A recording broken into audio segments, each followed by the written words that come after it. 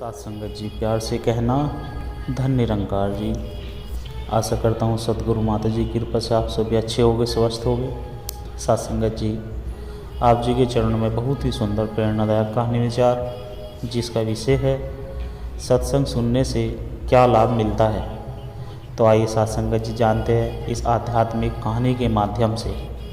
साथ संगत जी, प्राचीन भारत के एक छोटे से गांव में, जिसका नाम अरण्यपुर था, यह गांव हरियाली, शांति और साधना के लिए प्रसिद्ध था। परंतु जैसे जैसे समय बदला, लोगों के जीवन में भौतिकता हावी हो गई। गांव के लोग अब सत्संग, पूजा पाठ और आत्मिक चिंतन से दूर हो गए। अरण्यपुर में एक 15 वर्षीय बालक था, जिसका नाम अर्जुन था। उसका हृदय निर्मल था और आँखों में ज्ञान की भूख थी। वह हमेशा प्रश्न करता कि सच क्या है, ईश्वर क्या है, हम जन्म क्यों लेते हैं।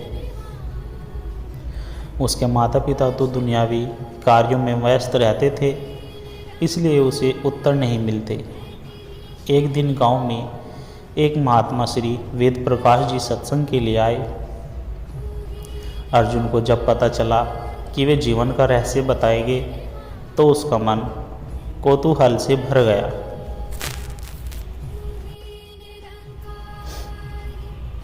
अर्जुन सुबह सवेरे महात्मा जी के सत्संग में पहुंचा। महात्मा जी ने कहा, बेटा, सत्संग का अर्थ है सच्चाई का संग। जब हम सच्चे ज्ञान, सच्चे विचार और सच्चे लोगों के संपर्क में आते हैं, तो हमारी आत्मा जागृत होती है। फिर उन्होंने एक कथा सुनाई, शिवदत्त की कथा, जिसमें एक राजा जो घमंडी था, सत्संग में जाकर विनम्र बन गया। अर्जुन के मन में पहली बार एक बात बैठी, ज्ञान सिर्फ किताबों से नहीं, अनुभव और संग से आता है। अर्जुन ने तय कर लिया कि वह हर रोज़ सत्संग में जाएगा। एक सप्ताह बीता और अब उसमें कई बदलाव देखने को मिले। जैसे वह दूसरों की मदद करने लगा, उसके व्यवहार में संयम और विनम्रता आ गई। वह झूठ बोलना छोड़ चुका था। मन में पहले जो क्रोध था, वह शांति में बदल गया। उसके दोस्त पूछते, तू बदल गया है अर्जुन। वह मुस्कुराकर कहता, यह सत्संग का असर है। महात्मा जी हर दिन एक नई कहानी सुनाते, जैसे हरिश्चंद्र की सत्यनिष्ठा, सुदामा की भक्ति, एकलव्य की गुरु भक्ति, मीरा की निर्भय भक्ति। गांव वाले धीरे धीरे सत्संग में आने लगे।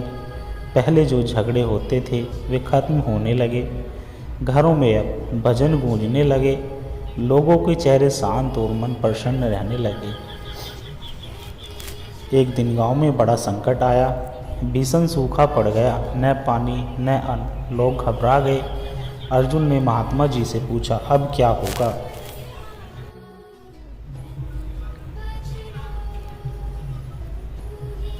महात्मा जी बोले, जिस गांव में सत्संग होता है, वहां भगवान की कृपा स्वतः होती है।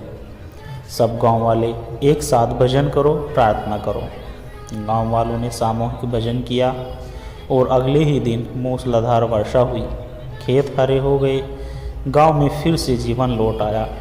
सबको विश्वास हो गया, ईश्वर वहां आता है जहां सत्संग होता है। अब अर्जुन केवल एक साधारण बालक नहीं था, वह गांव का दीपक बन चुका था। वह युवाओं को संगठित कर सत्संग, सेवा और स्वच्छता का कार्य करने लगा।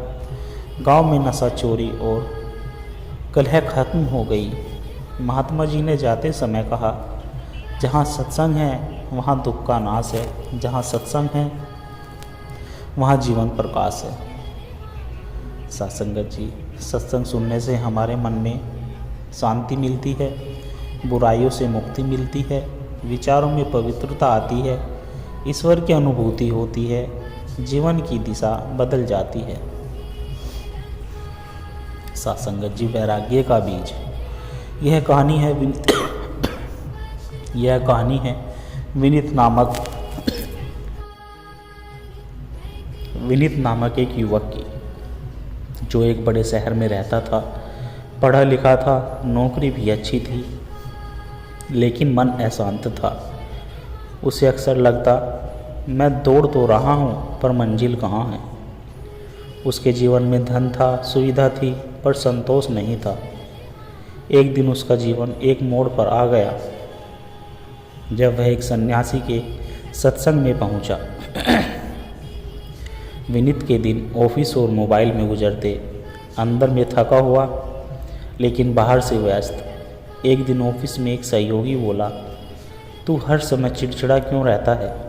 विनीत ने उत्तर दिया, और उत्तर में सिर्फ एक ही बात कही, पता नहीं, शायद मैं खुद को नहीं समझ पाया। उस रात विनीत पार्क में टहल रहा था, तभी एक कोना दिखा जहां कुछ लोग एक वृक्ष के नीचे बैठे थे। बीच में एक शांत तेजस्वी चेहरा स्वामी चिन्मयानंद जी का, जो सत्संग सुना रहे थे। स्वामी जी ने कहा, मन एक जंगल है जिसमें विकारों की आग लगी है। लोभ मोह अहंकार, इस आग को बुझा सकता है केवल सत्संग का जल। मिनट ठिठक गया। ऐसा लग रहा था जैसे वो मेरे अंदर की बात कह रहे हो। उस रात वो पूरी कथा सुनता रहा। कथा थी राजा अमरसेन की, जो भोग विलासम में डूबा था, लेकिन सत्संग के प्रभाव से योगी बन गया था।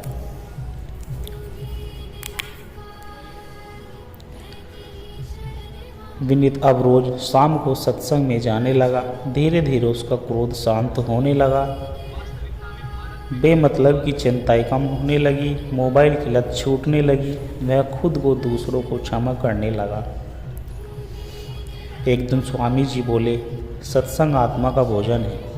जैसे शरीर को रोटी चाहिए, वैसे ही आत्मा को ज्ञान चाहिए।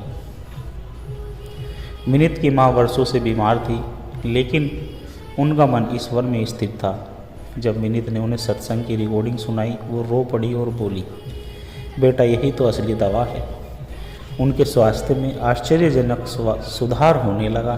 डॉक्टर भी हैरान थे। माँ बोली, जब आत्मा सूखी होती है तो शरीर खुद सुधरता है। जब आत्मा सुखी होती है तो शरीर खुद सुधरता है। अब विनीत सिर्फ सुनने वाला नहीं रहा, वह सत्संग प्रचारक बन गया।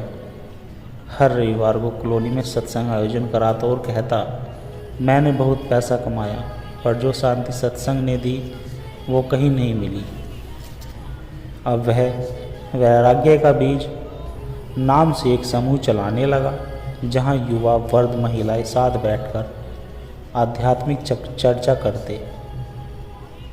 स्वामी चिन्मयानंद जी ने अपने अंतिम प्रवचन में कहा, जो सत्संग से जुड़ा रहेगा वह पाएगा विवेक, क्या करना है और क्या नहीं, वैराग्य, मोह और माया से अलग होने की शक्ति, भक्ति, ईश्वर से प्रेम, निर्भयता, मृत्यु का भी भय ना रहे, मोक्ष का द्वार, जीवन का अंतिम लक्ष्य प्राप्त हो सके।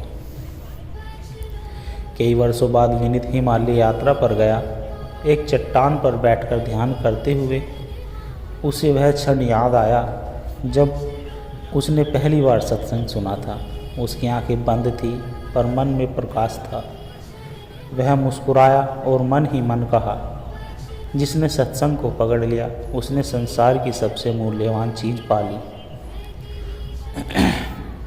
सत्संग जी, सत्संग सुनने से हमें क्या लाभ प्राप्त होते हैं? जैसे आत्मा का जागरण, विचारों की शुद्धि, कर्मों की सुधरती दिशा, मन का स्थिर होना, ईश्वर की अनुभूति। सत्संग जी, नया रास्ता। यह कहानी राजीव नामक एक युवक की है, जो एक छोटे से गांव में रहता था। राजीव का जीवन संघर्षों से भरा था। वह बचपन से ही गरीब था और उसने जीवन में कई बार असफलता का सामना किया था। वह यह सोचकर निराश हो गया कि उसका जीवन हमेशा के लिए यही रहेगा। घर की आर्थिक स्थिति बहुत ख़राब थी। और राजीव को खुद के लिए कभी समय नहीं मिल पाता था। राजीव का मानना था कि मेहनत से ही सब कुछ हासिल किया जा सकता है। वह दिन रात काम करता लेकिन कोई सफलता नहीं मिलती थी। उसकी सोच सिर्फ यही थी कि जीवन में केवल कर्म और भाग्य ही निर्णायक होते हैं, बाकी कुछ नहीं। उसकी परेशानी और बढ़ती और वह धीरे धीरे अंदर से टूटने लगा। एक दिन गांव में एक महात्मा श्री कृष्ण प्रसाद जी सत्संग करने आए। उनका नाम गांव में प्रसिद्ध था और उनके प्रवचनों से कई लोग लाभान्वित हुए थे। राजीव को सत्संग में जाने का कोई खास मन नहीं था, लेकिन उसकी माँ ने उसे जाने के लिए कहा। राजीव सोचता था यह सब तो खाली बातों का खेल है, मेहनत ही जीवन का सच है। लेकिन उसकी माँ अपनी माँ के कहने पर वह सत्संग में चला गया। महात्मा जी ने सत्संग के दौरान कहा, मनुष्य का जीवन केवल बाहरी प्रयासों तक सीमित नहीं होता। जब हम आंतरिक शांति, आत्म साक्षात्कार और परम सत्य को समझते हैं तो हमारी मेहनत में सफलता भी स्वाभाविक रूप से आती है। राजीव ने यह बात सुनी, लेकिन शुरुआत में वह पूरी तरह से प्रभावित नहीं हुआ। उसे लगा कि यह सब केवल उपदेश ही है, परंतु कुछ अजीब सा आकर्षण था जो उसे और सुनने के लिए प्रेरित कर रहा था। वह रोज सत्संग में जाने लगा। पहले तो उसे मुश्किल महसूस होता, लेकिन धीरे धीरे उसे एक बदलाव देखने को मिला। उसका मन शांत होने लगा और उसे अपने जीवन में पहले से ज़्यादा आत्मविश्वास महसूस हुआ। महात्मा जी ने एक दिन कहा, सत्संग वह साधन है जिससे मनुष्य अपनी आंतरिक शक्ति को पहचान सकता है। यह वह प्रकाश है जो अंधकार में भी रास्ता दिखाता है। राजीव को महसूस हुआ कि वह केवल बाहरी प्रयासों पर ही निर्भर था। अब वह आंतरिक शांति, संकल्प और विश्वास से भी अपनी समस्याओं का समाधान खोजने लगा। उसकी मेहनत ने अब एक नई ऊर्जा, दिशा और उद्देश्य था। सत्संग ने राजीव की सोच को बदल दिया। वह पहले की तरह भाग्य को दोष नहीं देने लगा, बल्कि उसने अपनी मेहनत के साथ साथ आंतरिक शक्ति और सकारात्मक दृष्टिकोण को भी अपनी सफलता का हिस्सा बनाया। राजीव अब न केवल कड़ी मेहनत करता था, बल्कि सत्संग के माध्यम से सीखते हुए अपने आत्मविश्वास को भी मजबूत करता था। किसी समय वह अपने जीवन में अनिश्चितता और असफलता का सामना कर रहा था, लेकिन अब उसने अपनी ऊर्जा का सही दिशा में उपयोग करना सीख लिया था। उसने एक व्यवसाय शुरू किया। पहले तो मुश्किलें आई, लेकिन उसने कभी हार नहीं मानी। वह जानता था कि उसकी मेहनत और सही सोच से हर समस्या का हल निकल सकता है। वर्षों बाद राजीव अब एक सफल व्यवसायी बन चुका था। उसके पास न केवल धन था, बल्कि संतोष और शांति भी थी। उसकी ज़िंदगी अब संघर्ष और कठिनाइयों से पार निकल चुकी थी। अब वह गांव में लौटकर उन लोगों को प्रेरित करता था जो अपने जीवन में परेशान थे। वह उन्हें बताता था, सत्संग केवल सुनने की बात नहीं, यह आपके जीवन को एक नई दिशा देने का साधन है। जब मन में आंतरिक शक्ति होती है तो बाहर दुनिया की कोई भी चुनौती हमें हरा नहीं सकती। वह कहता था, सत्संग से न केवल आत्मशक्ति मिलती है, बल्कि यह समझाने में मदद करता है कि जीवन में सफलता केवल बाहरी प्रयासों से नहीं, बल्कि मानसिक शांति और सही दृष्टिकोण से प्राप्त होती है। सत्संग जी, राजीव की यह कहानी हमें सिखाती है कि सत्संग से आत्मविश्वास और मानसिक शांति मिलती है। सत्संग हमें यह सिखाता है कि सफलता केवल बाहरी प्रयासों से नहीं, बल्कि आंतरिक शक्ति और सही दृष्टिकोण से प्राप्त होता है। सत्संग का प्रभाव हमारे जीवन को सकारात्मक दिशा में बदल सकता है। जिससे हम न केवल सफलता प्राप्त करते हैं बल्कि संतोष और शांति भी अनुभव करते हैं। सत्संग के माध्यम से जीवन की कठिनाइयों को पार करते हुए हम अपनी आंतरिक शक्ति और सकारात्मकता का अनुभव कर सकते हैं, जो हमें सफलता की ओर प्रेरित करता है। सत्संगत जी, शिव की खोज। बहुत समय पहले एक छोटे से गांव में शंकर नाम का एक युवक रहता था।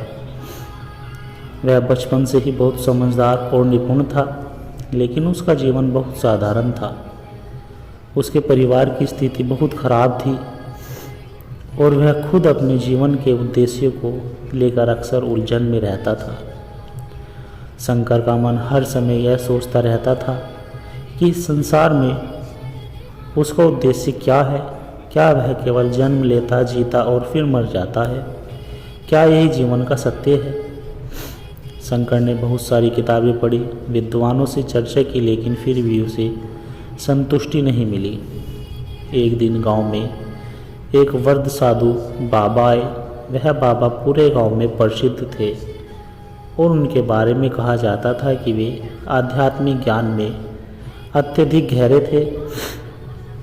शंकर ने सोचा, शायद इस साधु से मुझे मेरे सवालों का उत्तर मिल जाए। शंकर एक दिन साधु के पास गया और उनसे अपने सवाल पूछे। शंकर ने कहा, बाबा, मैं जानता हूँ इस जीवन का वास्तविक उद्देश्य क्या है। क्या हम केवल सांसारिक सुख के लिए जीते हैं या कुछ और भी है? साधु बाबा मुस्कुराए और बोले, बेटा, यह जीवन एक यात्रा है और इसका वास्तविक उद्देश्य आत्मा का ज्ञान प्राप्त करना है। तुम जिस वास्तविकता की तलाश कर रहे हो वह तुम्हारे भीतर ही है। फिर बाबा ने शंकर को एक कठिन यात्रा पर जाने का आदेश दिया। उन्होंने कहा, तुम्हें महाशिव की खोज करनी है। तुम्हें भगवान शिव से मिलकर अपनी आत्मा का साक्षात्कार करना होगा। शंकर ने बाबा के आदेश का पालन किया और यात्रा पर निकल पड़ा। वह पहाड़ों, जंगलों और नदियों को पार करते हुए एक गहरे जंगल में जा पहुंचा, जहां लोग बहुत कम आते थे। यह जगह दूर दराज और रहस्यमय थी। वह दिन रात भगवान शिव के ध्यान में खोकर चलता रहा। उसने अपने मन से सारे विचारों को शांत किया और केवल एक ही बात सोची, मैं शिव से मिलना चाहता हूँ, उनका दर्शन चाहता हूँ। एक दिन जब शंकर अत्यधिक थक चुका था, उसने देखा कि एक शिवलिंग के पास एक साधु बैठे थे। उनके आसपास एक दिव्य प्रकाश था। शंकर समझ गया कि यह भगवान शिव का रूप है। वह उनके पास पहुंचा और श्रद्धा से प्रणाम किया। शिवलिंग के पास बैठा साधु एक मुस्कान के साथ शंकर की ओर देखता है। शंकर ने अपनी आंखों में सवालों का सागर छिपा रखा था। शिव ने कहा, बेटा, तुमने जिस खोज की शुरुआत की है वह तुम्हारे भीतर पहले से ही थी। तुम मुझे बाहर ढूंढ रहे हो, लेकिन मैं तुम्हारे अंदर हूँ। शंकर को यह शब्द समझ नहीं आए। शिव ने फिर एक लहर से कहा, तुम जिस चक्रव्यूह में उलझे हो वही तुम्हारा अज्ञानता का परिणाम है। यह संसार एक माया है और जब तक तुम इसे अपने भीतर से नहीं समझोगे तब तक तुम्हारा मन भटकता रहेगा। शंकर ने गहरी सोच में डूबते हुए पूछा, तो क्या मैं अपने आप को जानकर ही शिव को पा सकता हूँ? शिव ने नकारात्मक रूप से सिर हिलाया और कहा, तुम साक्षात्कार से बाहर नहीं पा सकते। जब तुम्हारा मन शुद्ध होगा तब तुम्हें ज्ञानी की तरह देखना होगा। तुम जो चाहते हो वह पहले से तुम्हारे भीतर है, बस तुम उसे पहचान नहीं पा रहे हो। शंकर ने शिव की बातों को गहराई से सुना और धीरे धीरे उसे एहसास हुआ कि वह जो खोज रहा है वह कहीं बाहर नहीं, वह सिर्फ अपने भीतर था। शंकर ने भगवान शिव की उपस्थिति महसूस की। उसे महसूस हुआ कि वह स्वयं शिव के दर्शन में है। शिव ने फिर कहा, जब तुम स्वयं को जानोगे तब तुम्हारी यात्रा का अंत होगा। शंकर ने अपनी आंखें बंद की और ध्यान में खो गया। धीरे धीरे उसका मन शांत हो गया और वह आत्मज्ञान प्राप्त कर सका। अब शंकर को समझ में आ गया था कि जीवन का उद्देश्य केवल सांसारिक सुख और धन नहीं है, बल्कि आध्यात्मिक जागरूकता और आत्मज्ञान है। भगवान शिव ने उसे दिखा दिया था कि असली यात्रा अपने भीतर के सत्य को जानने की है। अब शंकर ने घर लौटने का फैसला किया। उसने लौटते समय बाबा से मुलाकात की और उन्होंने अपना अनुभव सुनाया। बाबा ने कहा, अब तुम अपने भीतर के शिव को पहचान चुके हो, तुम्हारा उद्देश्य अब पूरा हुआ। शंकर अब एक अलग ही इंसान बन चुका था। उसकी आंखों में संतोष और शांति थी और वह जानता था कि अब वह सत्य के मार्ग पर चल रहा था। उसने हर किसी को बताया कि अगर तुम सच्चे दिल से आत्मज्ञान की खोज में निकले तो तुम्हारे भीतर छिपा हुआ दिव्य सत्य खुद ब खुद प्रकट हो जाएगा।